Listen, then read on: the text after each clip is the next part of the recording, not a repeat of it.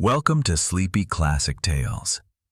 Tonight, you are listening to a calm, continuous retelling of Death in Venice by Thomas Mann, first published in 1912.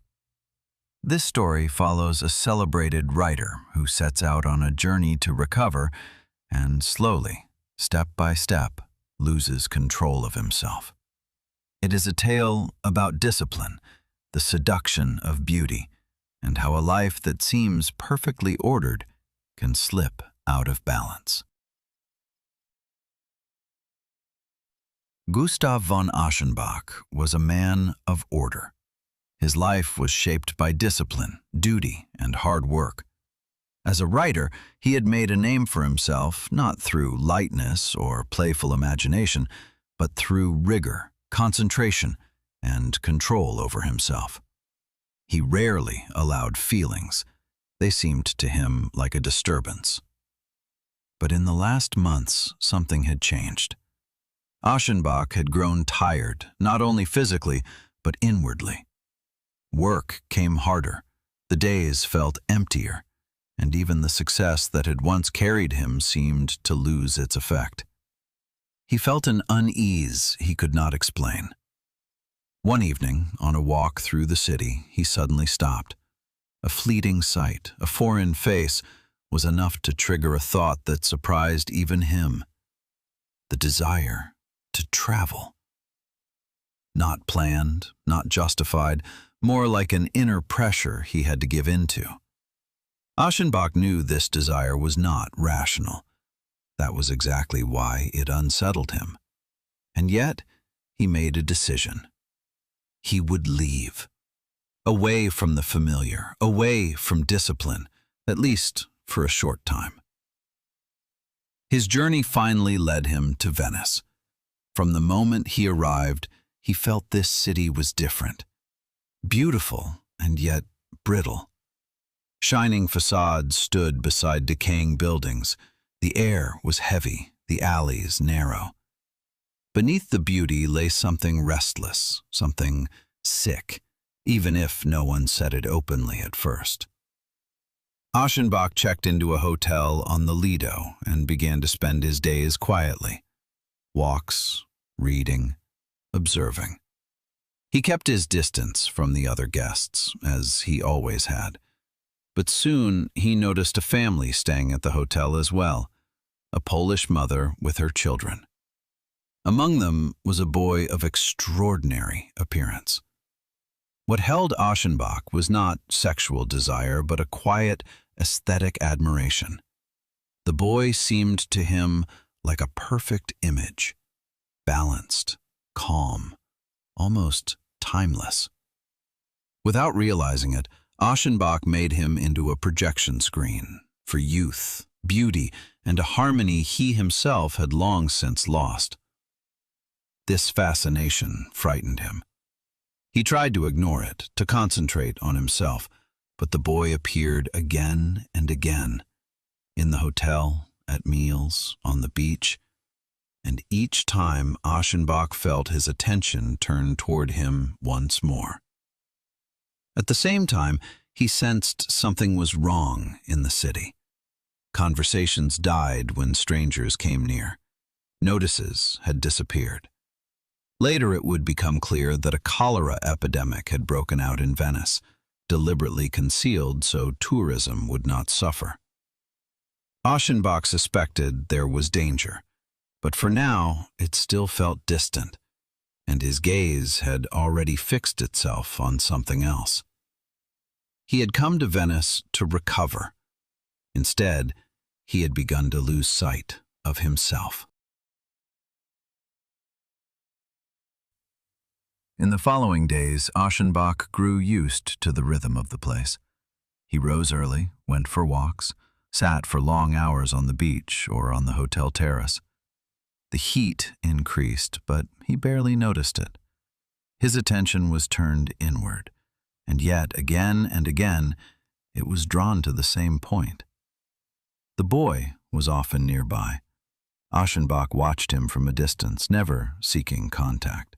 He knew exactly that any approach would be inappropriate. His fascination remained silent, purely contemplative.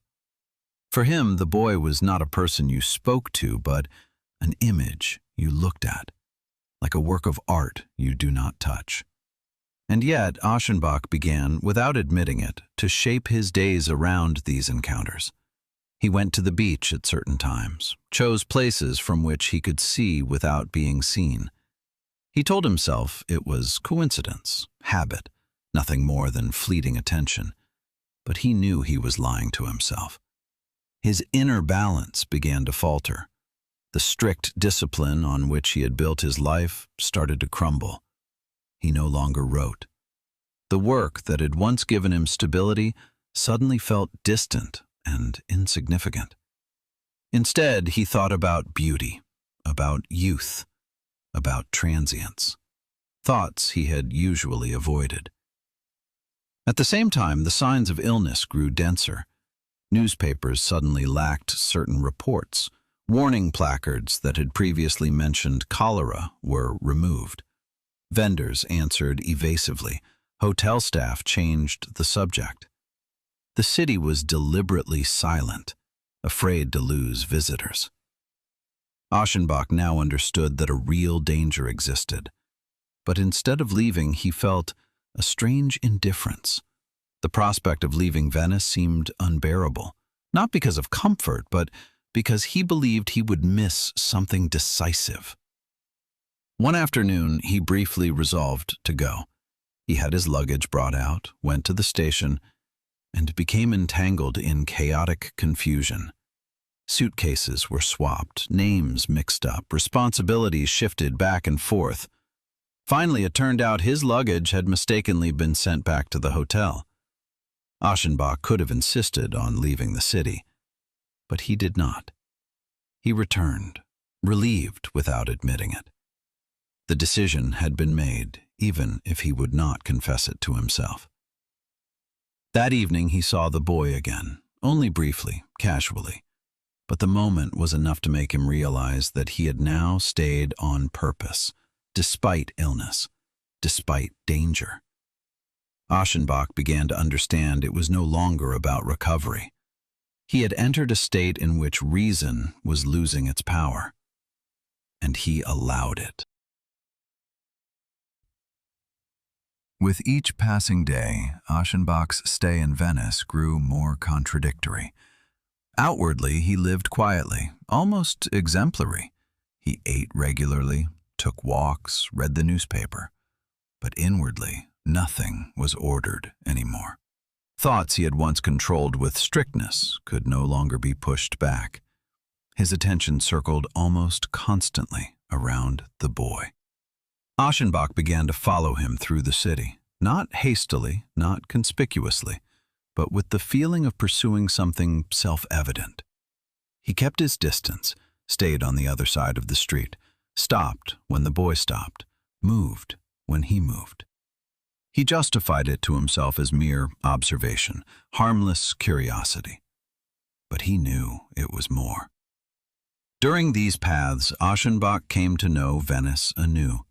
He moved through narrow alleys, over bridges, past squares he would otherwise never have entered.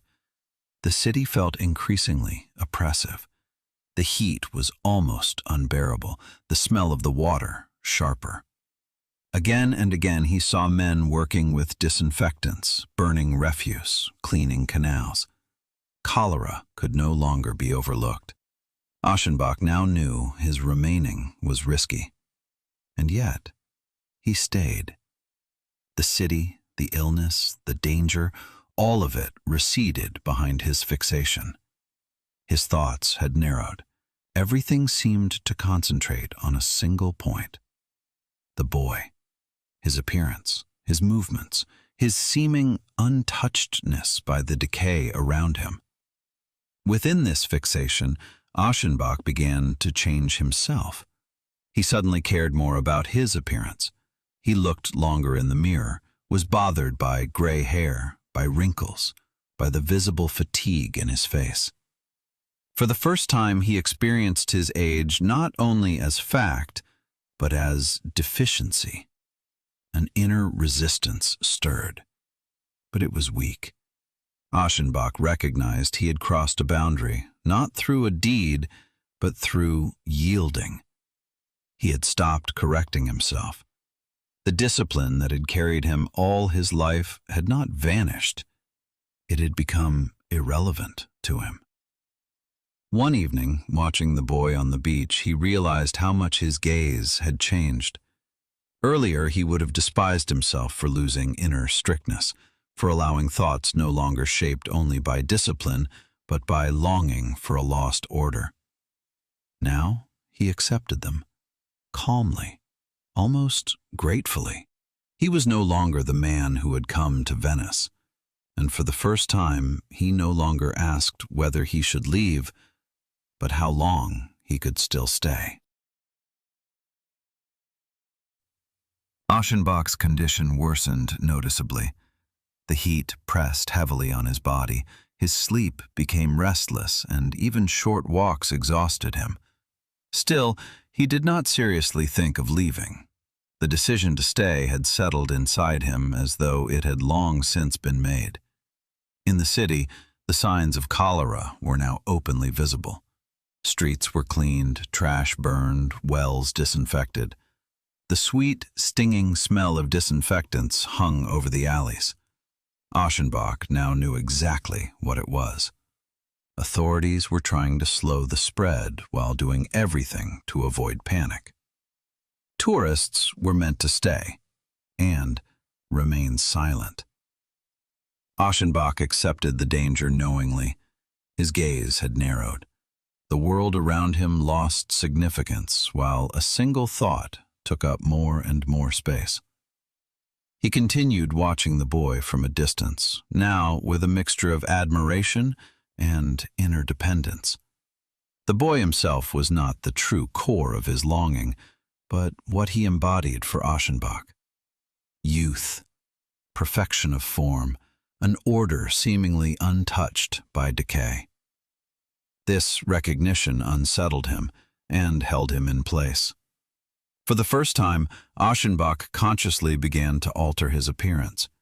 He had his hair dyed, wore more striking clothing, paid attention to posture and expression.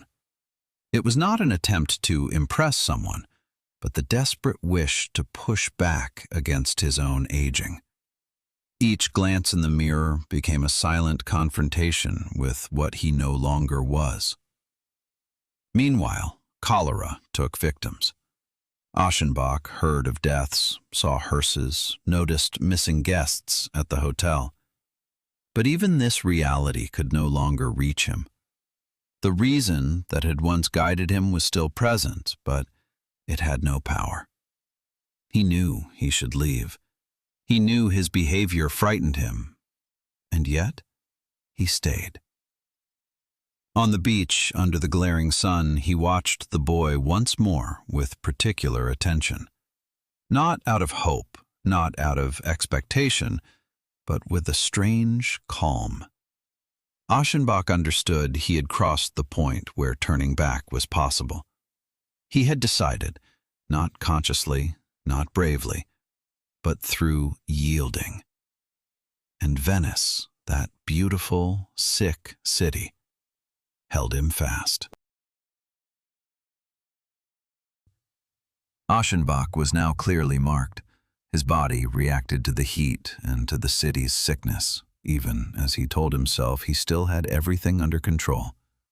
His steps slowed, his breathing grew shallower, and more often he had to sit down to gather himself.